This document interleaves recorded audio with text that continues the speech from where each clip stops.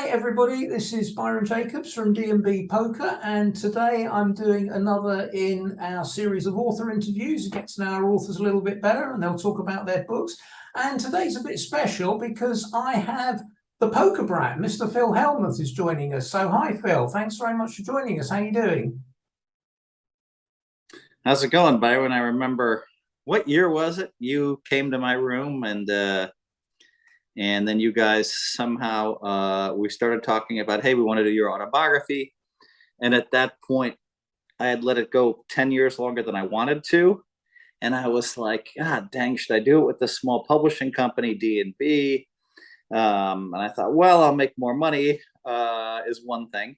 Harder to get on the New York Times bestseller list, though, with D&B. I think it might be impossible, actually.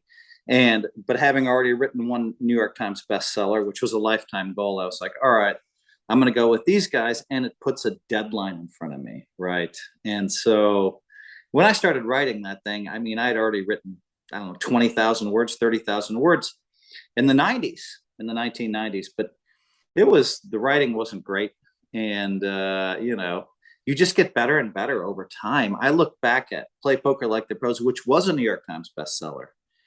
And I read it and I'm like, oh man, you could have written, it's hard to read because I'm like, oh, I could do so much better. By the time I got to Poker Brat, I remember I submitted something to HarperCollins and they were like, the writing is great, great, great. They used the word 3 times great. And of course, someone like me, an egomaniac, latched onto that and said, it must be really good.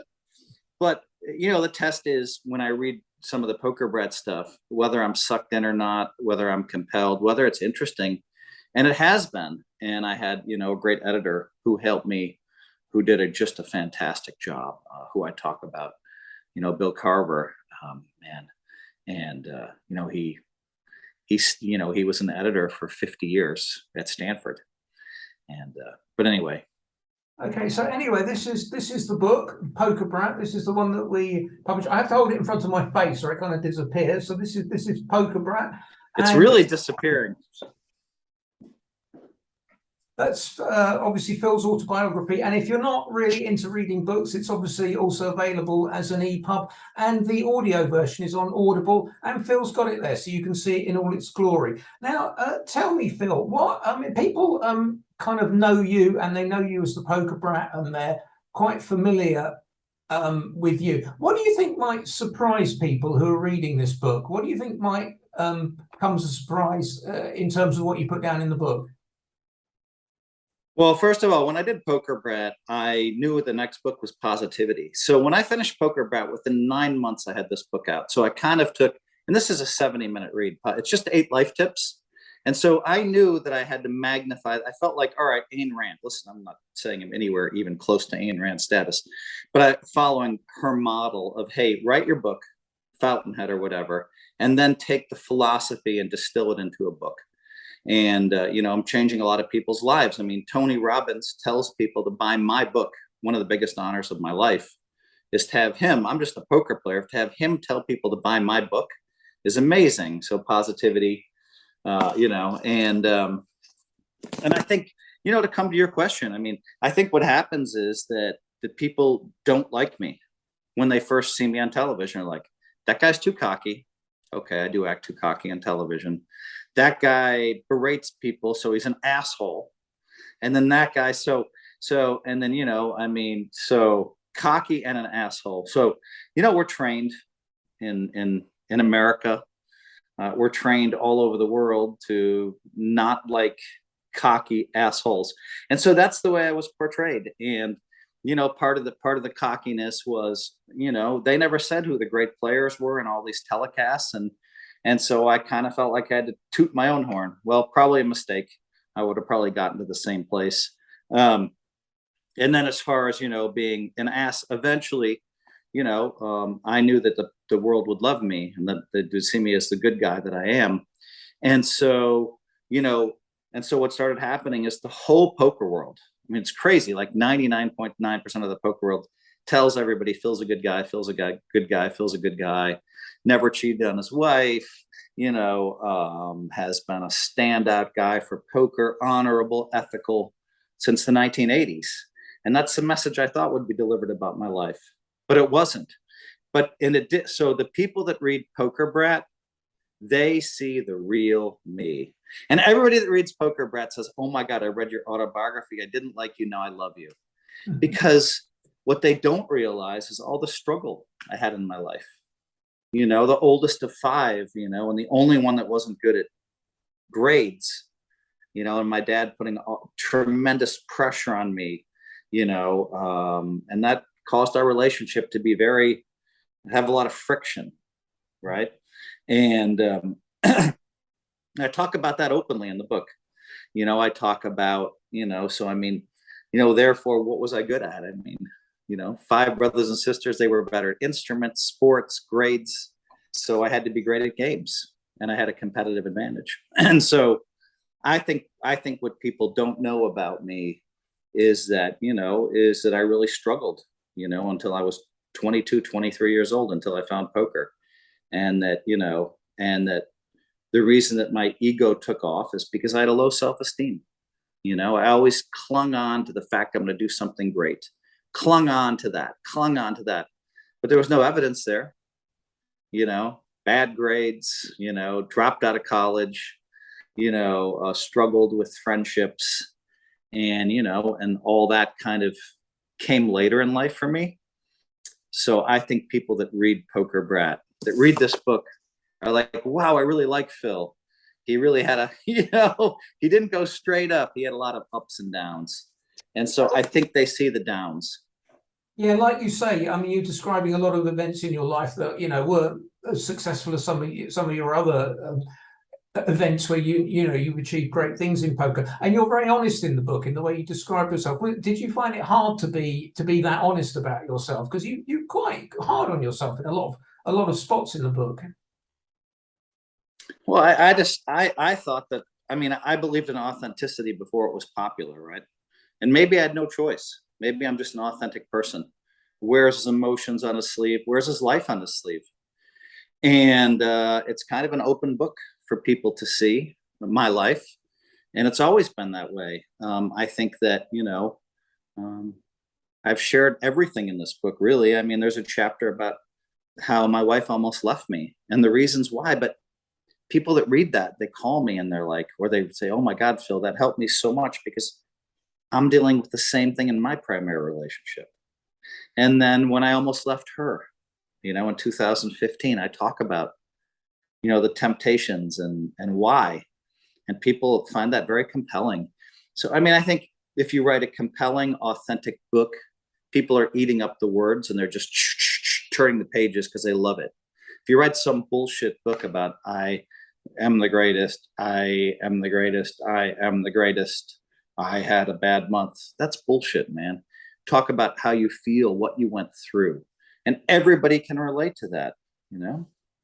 Yeah, I think that's a real strength of the book, that comes through very, very, very honestly and in a very powerful way. If we can switch over mainly to the discussion of poker, I mean, you've obviously been you know, a big shot in the poker world for a long, long time.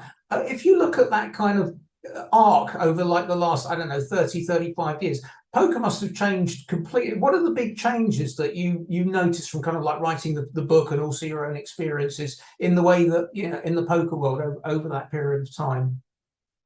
Well, that's you know, that's an easy question, but I could take it every 5 years. I could take it every 10 years. And remember, I came into poker, you know, in 1985, you know, and back then Las Vegas was filled with hometown champions. So when you went to Vegas to play poker, you know, you were playing against, you know, a very tough lineup, you know, just filled with hometown champions. And then, you know, and then you fast forward to, you know, say 10 years later, and it still hadn't changed much. The stakes had gone up. And you know, we go to like, you know, 2005, and, you know, and by now there's this massive poker boom, and there's these huge numbers I talk about, you know. I think it was 2001 to 2002, the difference at the Bicycle Club. You know, you may have to look at those dates, but 2001, we had 35 players for the main event, an all-time low. 2002, the World Poker Tour was there. I walked in, there were 3 news trucks in the parking lot.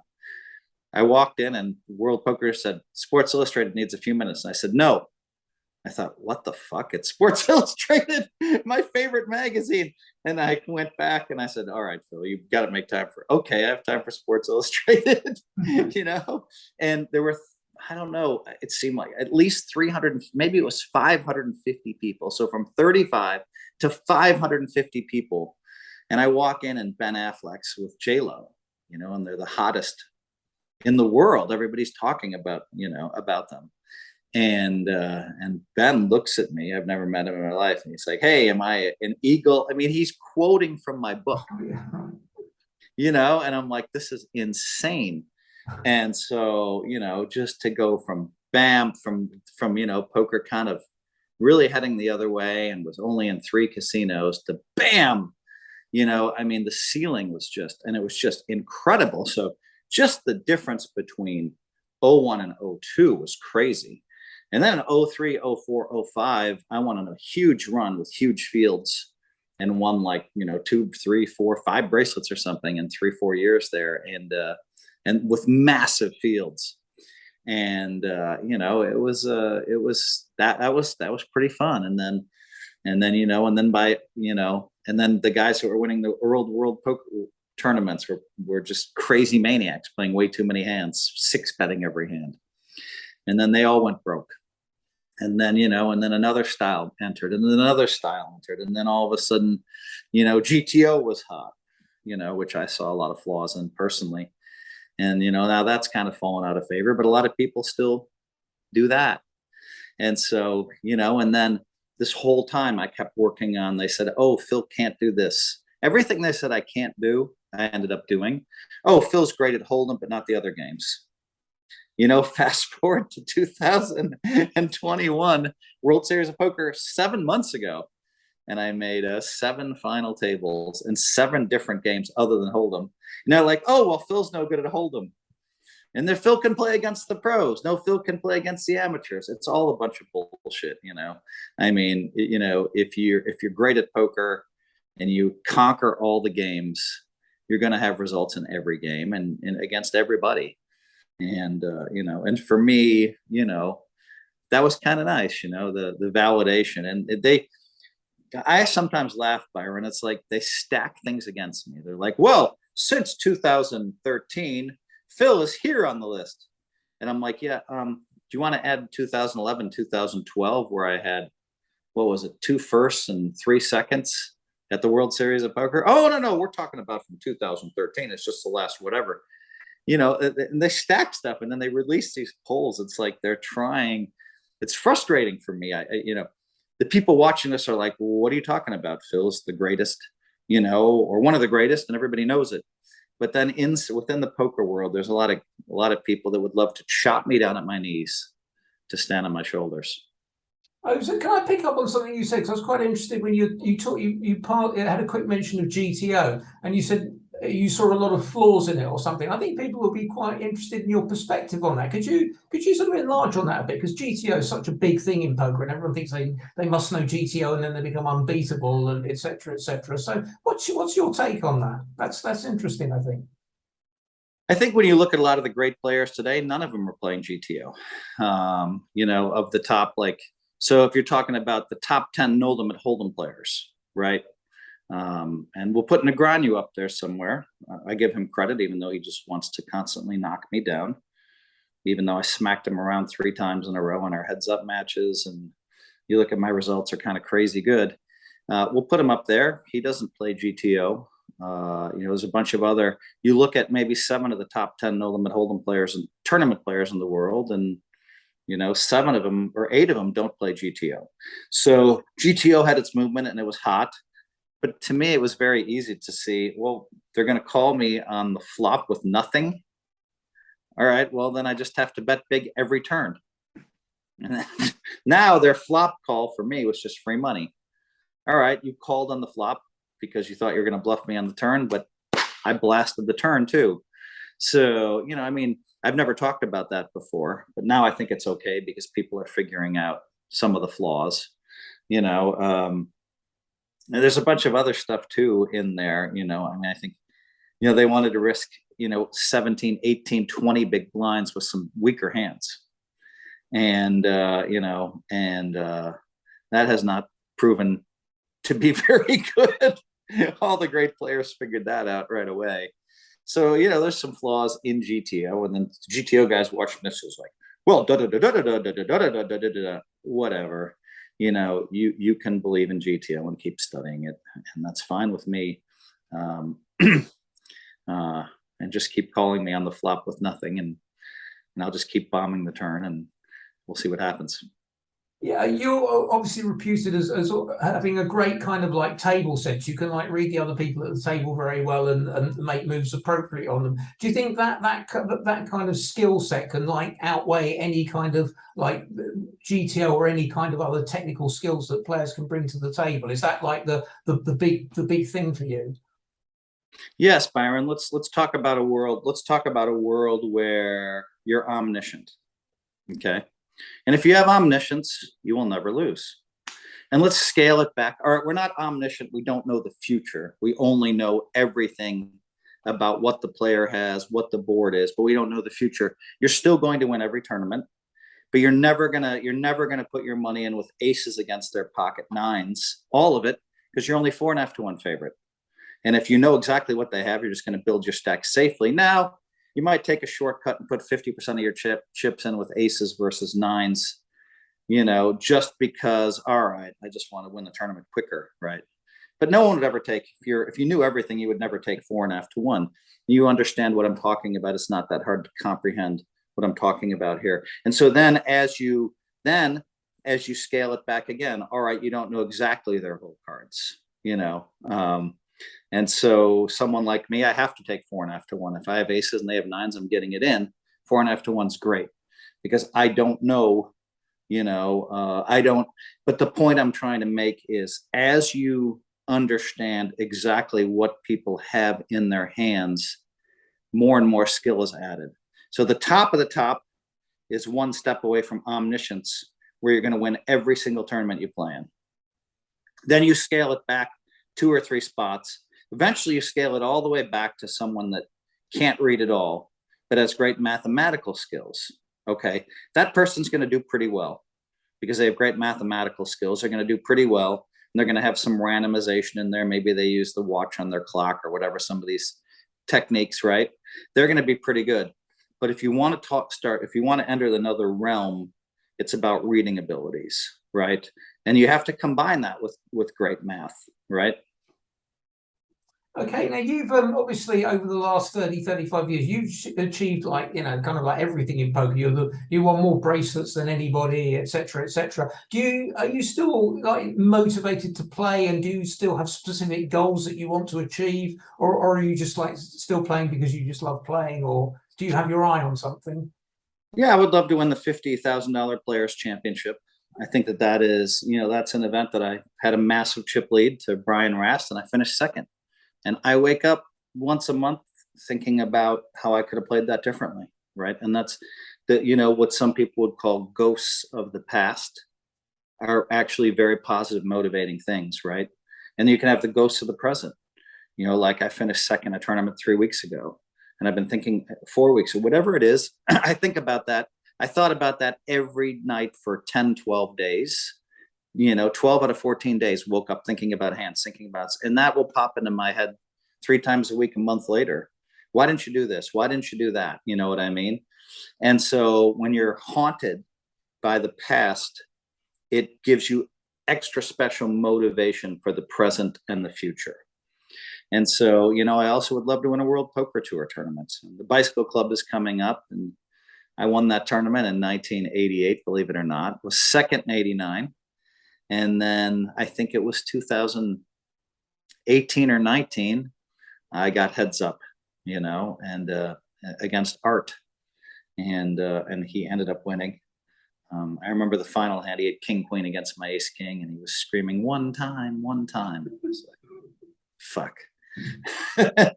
His one time came. He hit a queen. Queen 10 was the flop. And so, I'd love to win a World Poker Tour tournament. So I'd love to win 5 or 10 of those. I don't, play as often. I mean, people that talk about the flaws. It's so funny. They say, well, Phil hasn't done well in televised cash games. Well, I won 24 out of 25 times, $1 million or $2 million in the last 25 cash games. And then finally, when I entered the last round of high stakes poker, I only won a little bit for the week. So in those 3 sessions, small win, had a couple of losses in there. But that record, over 10 years, and then they say, well, Phil's not good at high rollers. And Daniel Negreanu said that, and I called him. I said, I'm up 1.7 million at high rollers. He's like, no. I'm like, well, how about this? He's like, oh, I guess that's right. I said, maybe it's 2 million. But he never went public saying that I've won a lot at high rollers. So then I entered the high rollers, a bunch of high rollers for the first time in years. I went to the US Poker Open, and I had 3 final tables in 4 days. And I had a shot in the main event. I blew it in the main event. I got too tired. It was very, I'd been playing for 10 days in a row, but I would love to go back in time and have that $800,000 stack and be fresh, because I'm pretty sure I'd finished in the top 3. I think I finished 10th. So, it sucks for me because people are like, oh, Phil's bragging. But when you're attacked by a group that always talks about your shortcomings, and they're wrong, and it's not even true, I feel like I'm forced to defend myself. I noticed. Apologize for the bragging, folks. I noticed that you've got a particularly good score in the kind of high-profile heads-up matches that you've played. Do you think you're specifically stronger at heads-up? Do you think that suits your skill set, or is it just that you happen to have done well in those matches, or is that something you feel very comfortable playing and feel you have an edge always? The heads-up matches are the best example of what I do that they don't understand. Okay. So. And these guys, the commentators, are really smart guys, and they're really great at poker. But sometimes when I raise, when I raise with nothing and I win 13 out of 14 pots, and they're like, well, I don't know if there's enough evidence to suggest that Phil thought he was weak. And I'm watching at home going, what are you talking about? I raced 14 times with nothing and I won 13 of them, and they're like, well, I don't know if there's enough evidence. Oh, Phil re-raised because he's mad because he lost the last hand. That does seem to be a theme, but that's also, they forget that that's not just random. It's like, now I'm hyper focused on my opponent. I'm like, he doesn't have it this time. And I'm mad enough to have the balls to make that raise. And so like, well, everybody should know if Phil loses a pot the next hand. As they try to simplify it, they don't understand, I mean, like when you're playing heads up, it's purely reading, right? Okay. I mean, and there's a lot of hand understanding the value of a hand. Heads up is a different thing altogether. Sure. And so, yeah, I mean, I think, what am I, I've won, what have I, 9-1 or something, or 10-1 or something like that in my heads up matches against the world's best players. And every time they say Phil's a 3-2 underdog, and I read it and I'm just laughing, and I'm like, they just don't understand. So I guess I just think I'm the luckiest motherfucker in history. I'm sure they do. Only possible explanation. Okay, finally, I'd like to ask you if there's obviously a lot of young guys take up the game now. They come out of college or whatever, and they get attracted to poker, and they study really hard, and they launch themselves into a poker career. You've had a long poker career from your very early days when you were 22, 23, whatever. What advice would you give a young professional starting out in the game now? Well, first of all, let me cut back and say my next heads up match is for 1.6 million, and that Scott Seaver is one of the best players in the world. And I'm not saying I'm a favorite against him. He's a great, great, great young player. We're playing for a lot of money. Now, as far as advice for younger players, I would say that which depends on stage. Just say you're a beginner and you're trying to, say you have a couple $1,000 bankroll, anywhere from $2,000 to $8,000 bankroll. Is that what we're talking about? I say so, yeah. Well, you've got to start somewhere. Well, you're not going to have a ton of money when you're 22, 23 years old and you just start. Right, but I'm trying to slice down exactly which group you want me to talk about. So let's talk about people that have between a $2,000 and $8,000 bankroll. Sure. They come to me and they say, hey, Phil, what do I do? And, the most important thing is money management. I've gone public and talked about this a lot. And so if your skill set's 99 and your money management 0, you don't pay your bills on time half the time. You have $1 million, then nothing, $1 million, then nothing. And that's a rough lifestyle.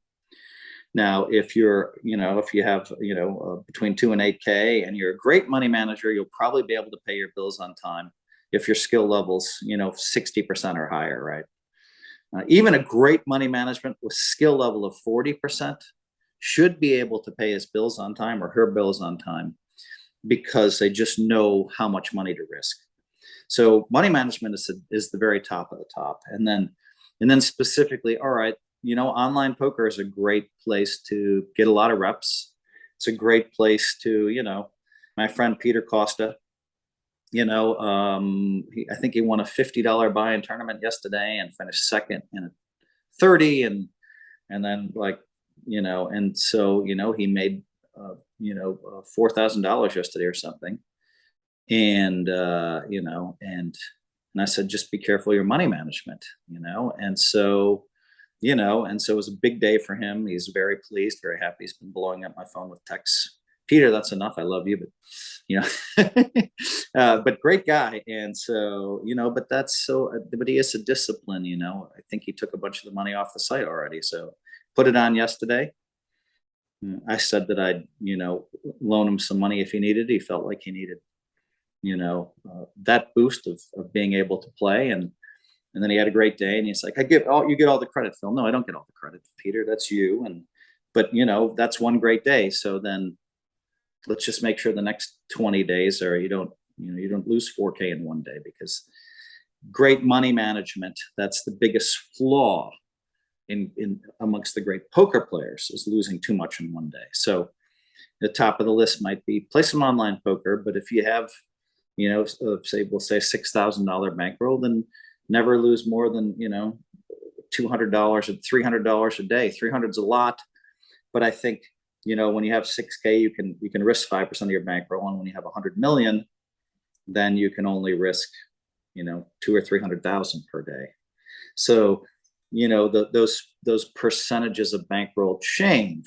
If you have $300, you might want to risk 100 in one day. That's 33% of your bankroll, but you have less to lose.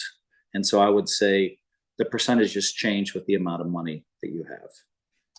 Okay, that's been brilliant, Phil. Thanks very much for talking to us. If I can just, maybe you can hold it up too, because I think it works better on your screen. Phil's book, Poker Brat, which we published a little while ago. And if you've been attracted to all the things that Phil's been saying today, obviously extremely knowledgeable about poker and how to make your way in the poker world, you could do a lot worse than buy this book and read Phil's story. So thanks very much for joining us, Phil. I might add that the book also we've got the EPUB version if you're not particularly into reading books, and the Audible version is very popular too. You can get Phil's.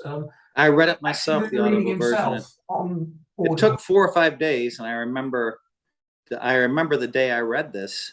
I had gone to a book launch party, and Elon Musk was at my book launch party. And so I was all cocky, that's the kind of thing. Those are the mind-blowing things, right?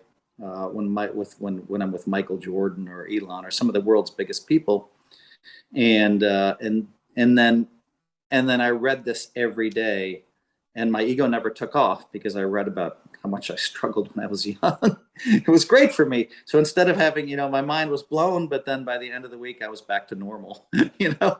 Probably anytime I'm feeling too egotistical, I just need to read the first 6 or 7 chapters of this book. And if you hate me, do not read this book if you hate me, because you're going to actually like me afterwards. Okay, that's been great. Thanks very much, Phil. Appreciate your time, and good luck in your upcoming heads up match. We'll be rooting for you. Thanks, Byron.